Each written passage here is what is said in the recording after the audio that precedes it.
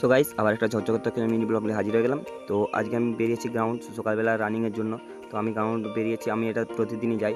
তো গ্রাউন্ড যাওয়ার সময় আমি ভিডিওটা করলাম।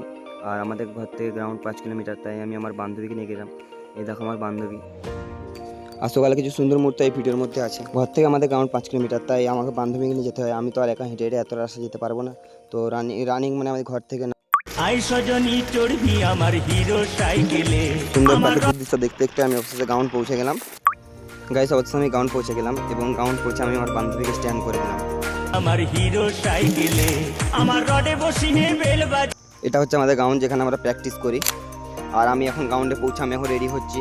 বুট মোজা পরে আমি রানিংয়ের জন্য প্রস্তুতি নিচ্ছি।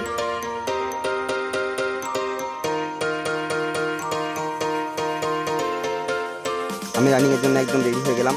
আর দেখো এখানে গ্রাউন্ডে প্র্যাকটিস করছে। তো দেখো এখানে এখন ওরা প্র্যাকটিস করছে, এরপর আমি প্র্যাকটিস করব। অবশেষে আমিও রানিং স্টার্ট করে। আর ছুটতে ছুটতে ভয়েসে বলতে আমার একটু অসুবিধা হচ্ছিল, তাই আর যদি কোনো ভুল হয়ে থাকে একটু অ্যাডজাস্ট করে নিও। ফাইনালি গাইস রানিং কমপ্লিট করে আমি এখন সব বুট মোজা এখন সব খুলে দিচ্ছি। এরপর আমি যাব বাড়ি। তো রানিং আজকের মতন এখানেই কমপ্লিট হয়ে গেল। আবার রানিং শেষ করার পরে বাড়ি ফেরার পথে কিছু সুন্দর মুহূর্ত আমি আবার তুলে ধরলাম। তো দেখো বাড়ি ফেরার পথে আমার কত সুন্দর একটা সুন্দর দৃশ্য। সো গাইস আমি জানি না ভিডিওটা তোমাদের কেমন লেগেছে, আশা করি ভালো লেগেছে।